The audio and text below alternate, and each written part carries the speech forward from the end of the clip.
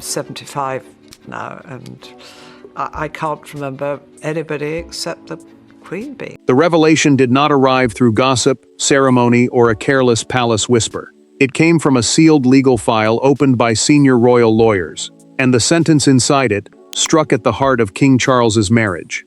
Queen Elizabeth II had personally refused to grant Camilla permanent HRH recognition, placing her decision beyond later reinterpretation. When Charles saw his mother's instruction in writing, the room fell silent, because this was not merely protocol, it was judgment preserved beyond death. Before we go deeper into what this really means for the royal family, make sure to subscribe so you don't miss a single update. Charles entered the restricted meeting expecting a technical briefing. Camilla followed calmly, while William studied the sealed folder that morning. No junior aides, recording devices, press secretaries, or private staff were allowed inside. The silence mattered because the file contained constitutional correspondence, meaning private written instructions about how the monarchy should act, not family opinion. The chief palace lawyer opened the file and read aloud. Elizabeth had signed a permanent directive refusing Camilla an HRH designation in her own right, and barring officials from claiming that such recognition carried the late Queen's approval.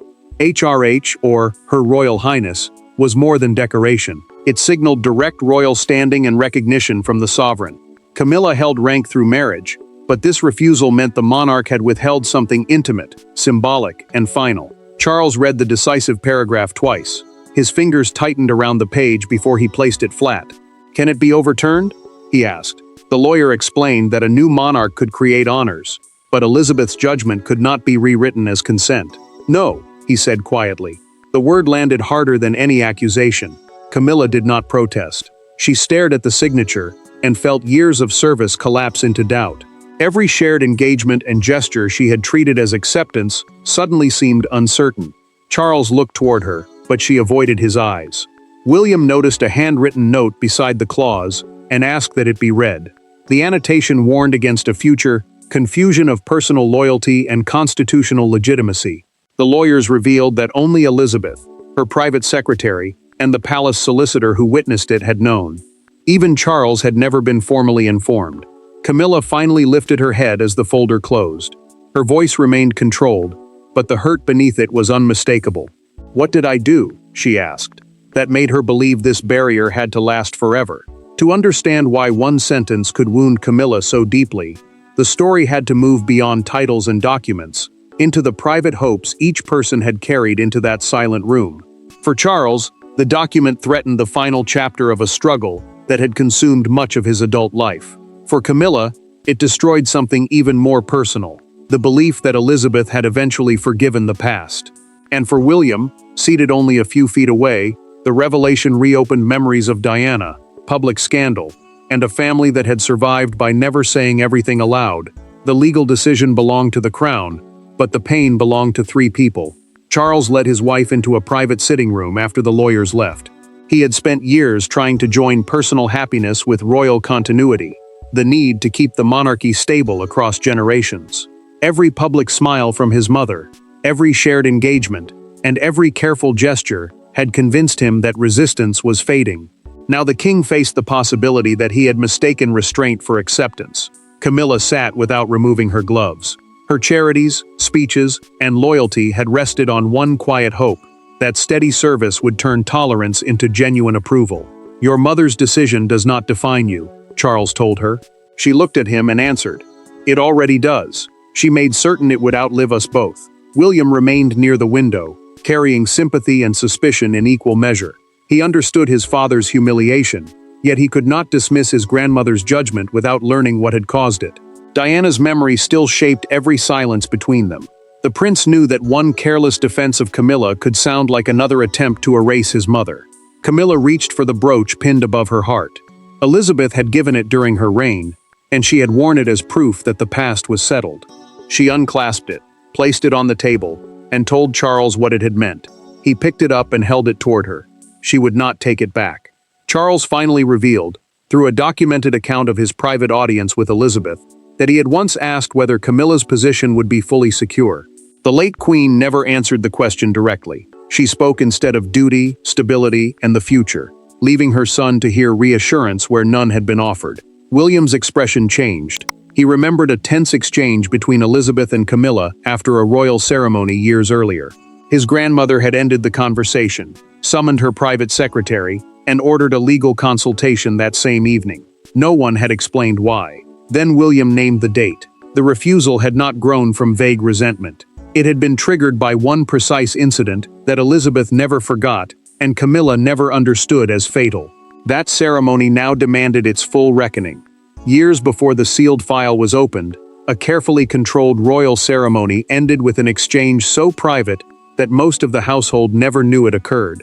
There were no raised voices and no public humiliation.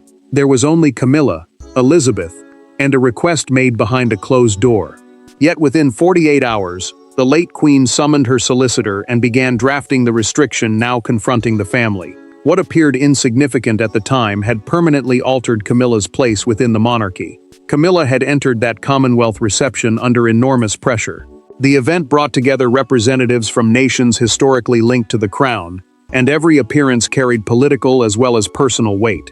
Charles could not lead the evening himself, so she represented him at Windsor Castle, while critics waited for any mistake. Instead, she remained calm, spoke with confidence, and left senior courtiers praising her control. Success changed her mood. Camilla believed years of loyalty had finally produced something stronger than tolerance. The reception had gone well. Charles had trusted her with a major duty, and Elizabeth had watched her complete it without error. Encouraged by that approval, she requested a private audience with the monarch before leaving the castle. Camilla entered the room without aids. She carried a written request asking Elizabeth to confirm that she might one day be recognized as Her Royal Highness, independently of Charles' position. The title, commonly shortened to HRH, was a formal royal style, showing direct standing within the monarchy. To her, it promised security. To the Queen, it raised a far more dangerous question. Elizabeth did not lose her temper.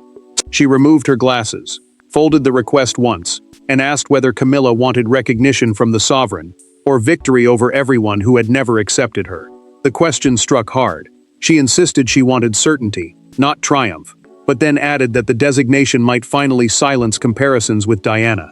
Elizabeth's expression changed. The Queen rose, moved to her writing desk, and pressed the bell for her private secretary. Before the door opened, she looked directly at Camilla and said, "Service may earn trust, but it cannot rewrite memory." Camilla left believing the conversation had merely gone badly. Elizabeth understood it as something more serious. Within 2 days, the monarch summoned the palace solicitor and dictated the first version of the permanent restriction. A palace solicitor was the senior legal advisor responsible for turning royal instructions into formal, defensible language. Elizabeth's concern was not the marriage itself. A private memorandum recorded that she feared Charles might one day use his accession to settle a personal argument through constitutional symbolism. In plain terms, she believed he might use the power of becoming king to make the crown declare that the past had been forgiven. Back in the present, Camilla rejected that interpretation. She turned toward Charles and demanded to know what he had promised his mother after that meeting. The buried ceremony explained why the clause existed, but it also exposed a deeper betrayal. Charles had known that Elizabeth feared his intervention, and Camilla now needed to hear exactly what he had told her. The first true fracture did not occur in the lawyer's chamber. It happened later, when Camilla closed the drawing room door, dismissed every aide, and asked Charles whether he had concealed Elizabeth's refusal. The king's hesitation lasted only a second, but it was enough. She had spent years defending him, absorbing hostility, and trusting his assurances. Now that silence felt like an admission, and the marriage at the center of the monarchy suddenly became a confrontation between love and truth. Charles tried to answer carefully, but caution only deepened the wound.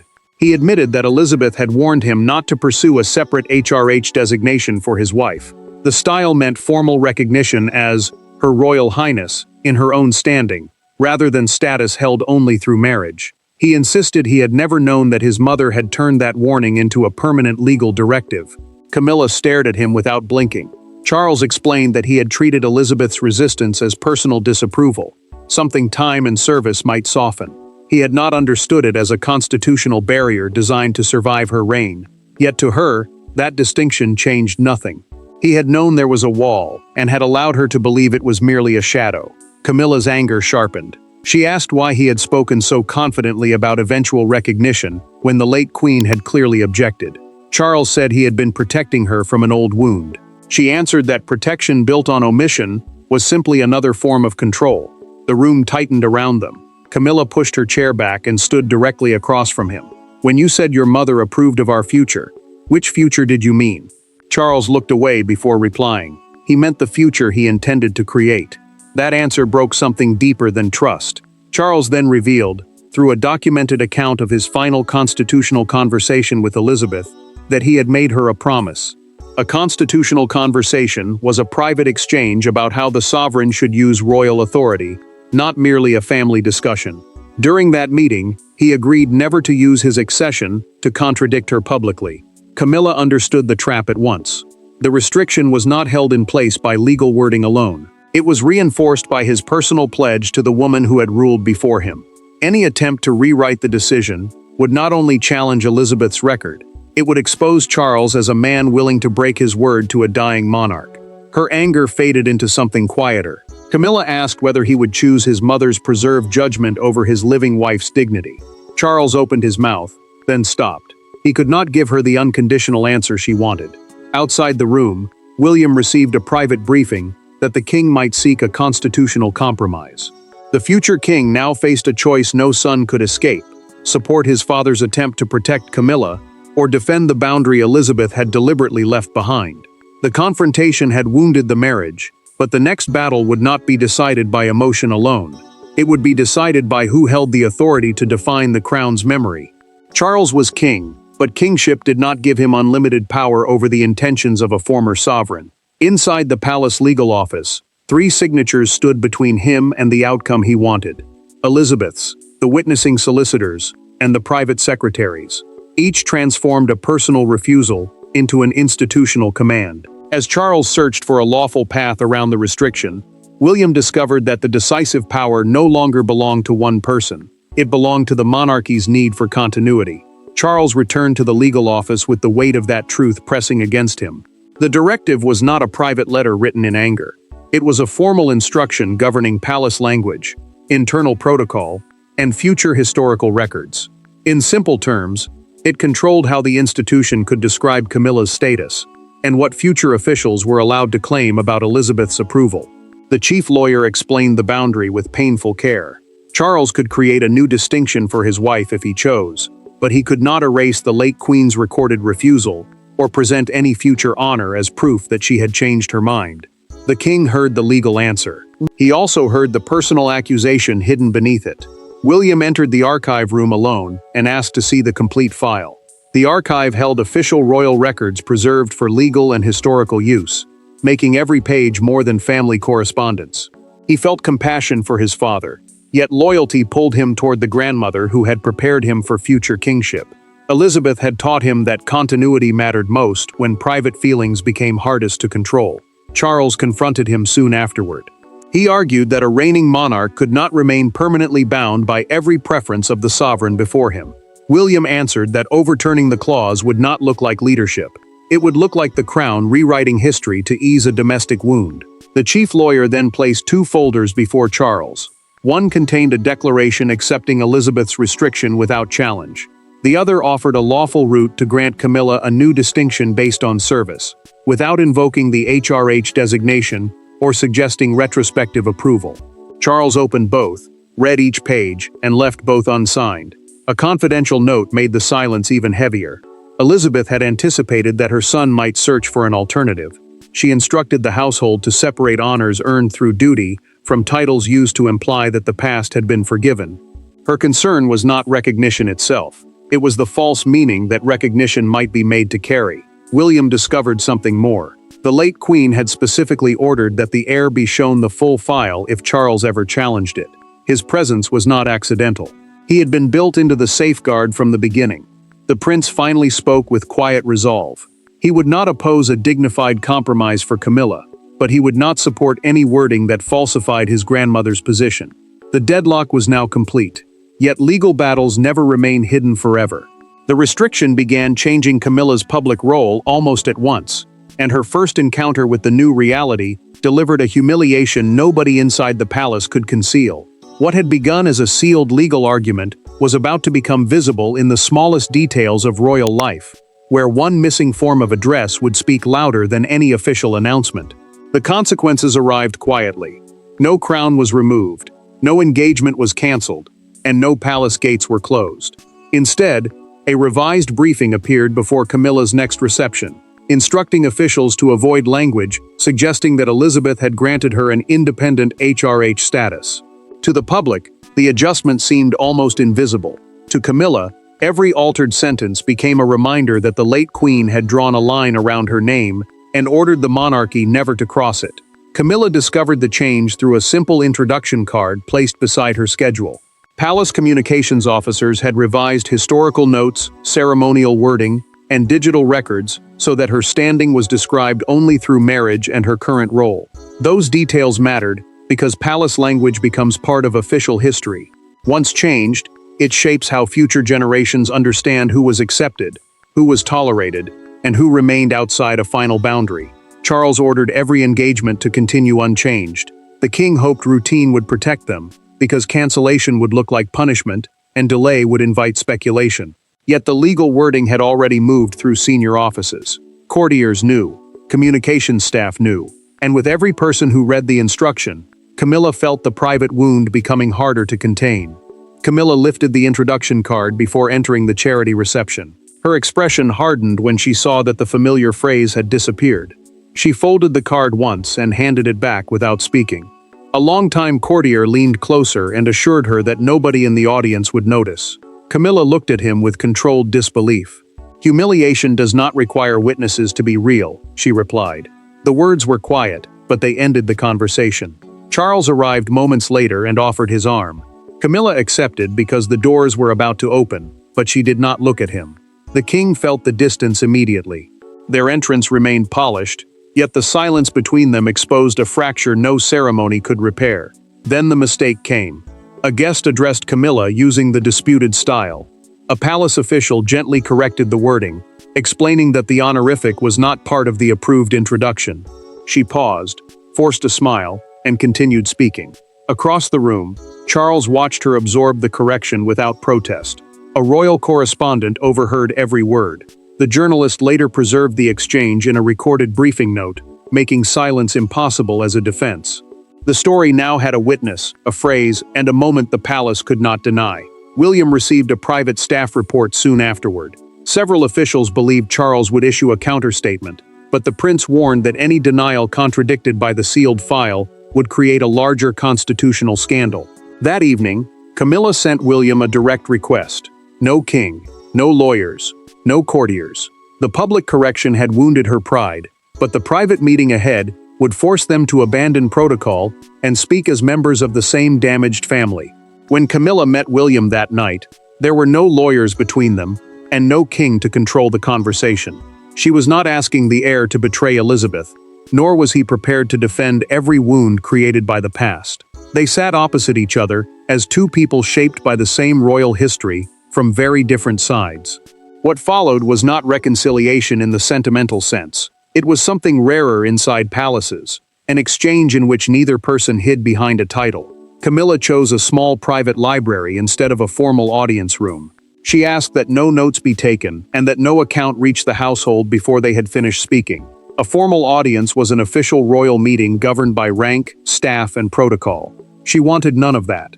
She wanted an answer from William, not a position from the future king. William entered cautiously.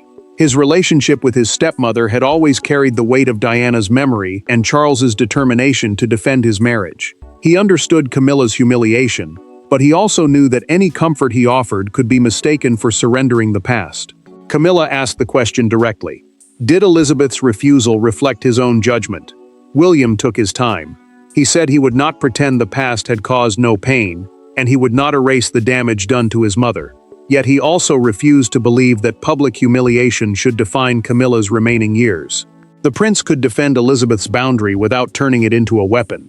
William then admitted what had always troubled him. Whenever the disputed designation was discussed as proof of complete vindication, it felt as though the monarchy was being asked to declare that history had chosen a winner. Camilla listened without interrupting.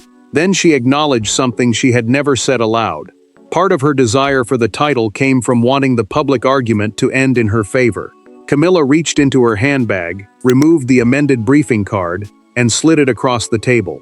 William read the altered wording and placed it down carefully. "Dignity cannot depend upon forcing one dead woman's approval into the record," he said. The sentence hurt, but it also released something. Camilla accepted that Elizabeth's refusal could not be reversed without turning her status into a permanent contest with the late queen. Every new attempt would deepen the very wound she wanted closed. William offered another path. He would support a new honor based entirely on Camilla's years of service, separated from any claim about Elizabeth's private feelings. It would not deliver the designation she had wanted, but it would recognize work she had actually done. Camilla agreed on one condition: Charles had to stop fighting the old decision publicly. The monarchy would acknowledge the truth once, without distortion, and then move forward. Their private honesty created the first real solution, but before the palace could announce it, Elizabeth's sealed instruction reached the public, turning one signature into a symbol of everything Britain still felt about Camilla. By sunrise, the legal secret belonged to the nation. The argument moved from private chambers to breakfast tables, radio studios, newspaper stands, and the gates of Buckingham Palace. Some saw Elizabeth's refusal as the final defense of royal memory. Others saw it as an unforgiving judgment, preserved long after Camilla had devoted herself to service. But one image captured the entire crisis. The late Queen's signature printed above a headline declaring that forgiveness had limits, even within the House of Windsor. Palace officials moved quickly, but they did not deny the document. They confirmed that the directive existed while withholding the private correspondence around it. That mattered because an official confirmation removed the shield of gossip. The story was no longer a rumor about family tension. It had become a verified palace dispute involving constitutional continuity, meaning the duty of one reign to respect the formal record left by the reign before it. Broadcasters seized on the question at once. Could Charles honor his wife without contradicting Elizabeth's written wishes? The debate carried emotional force because the king was not choosing between two abstract principles. He was being pulled between the woman he had married and the mother whose authority had shaped his entire life. The headline made everything unavoidable. A major London newspaper printed Elizabeth's signature beneath a black border and placed 3 words across the front page: her final refusal. Reporters held copies above their heads outside Buckingham Palace, while crowds gathered behind the barriers. Some defended the late queen. Others called the restriction cruel. Nobody looked away. A morning anchor gave the story its defining phrase. During a live broadcast, she described the directive as the late queen's last boundary between personal acceptance and royal legitimacy. The words spread through social media, radio discussions, and evening bulletins. What had begun as legal language was now becoming national memory. Charles watched the coverage from Clarence House with the sound muted. The residence served as his London home and private working base, but that morning, it felt less like a refuge than a courtroom. When the newspaper image appeared, he switched off the screen and told an aide that his mother's private judgment had become Camilla's public sentence. Camilla refused to disappear. She insisted on attending her scheduled engagement and ordered that no false title, denial, or defensive statement be issued in her name. The queen consort understood that retreat would look like shame, while anger would confirm every accusation made against her. William intervened before Charles could release an emotional declaration. Through a private briefing to the palace secretary, he revealed that he and Camilla had reached an understanding. The prince warned that any statement attacking Elizabeth's decision would destroy the fragile path they had created. Outside Windsor Castle, one woman placed 2 flowers beside the gate. One was for Elizabeth, one was for Camilla.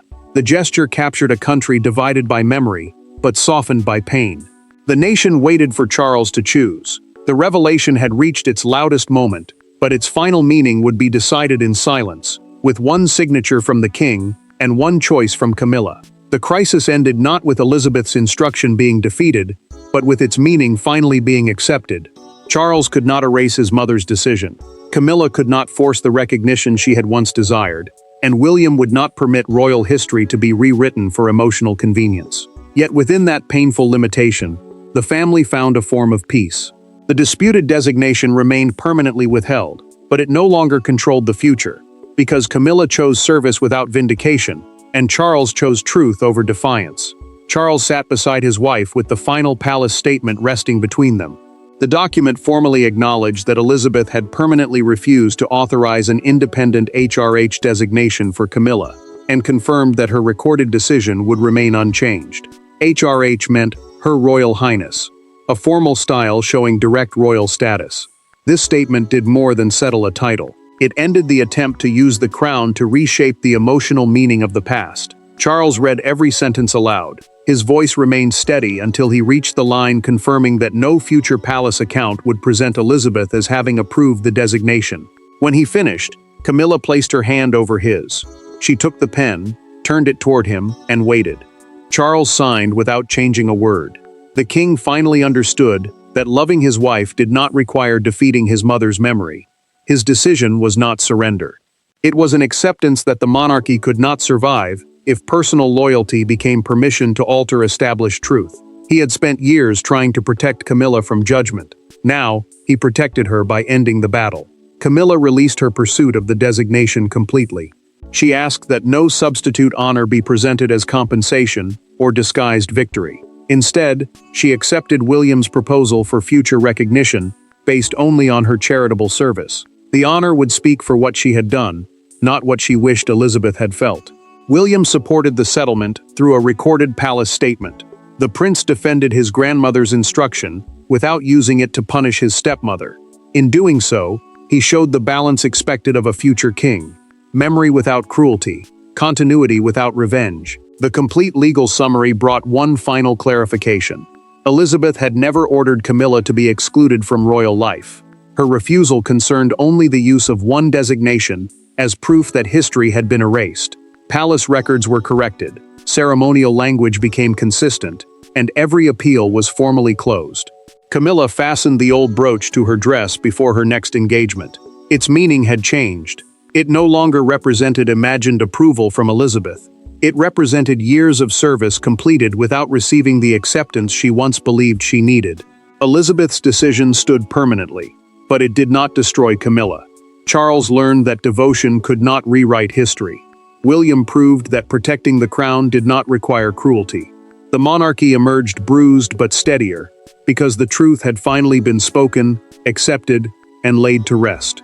The palace doors closed on the dispute, Elizabeth's instruction remained untouched, and Camilla stepped forward without the title she had wanted, but with the dignity she had finally chosen for herself. Thanks for watching. Please don't forget to like and subscribe, and we will see you in next one.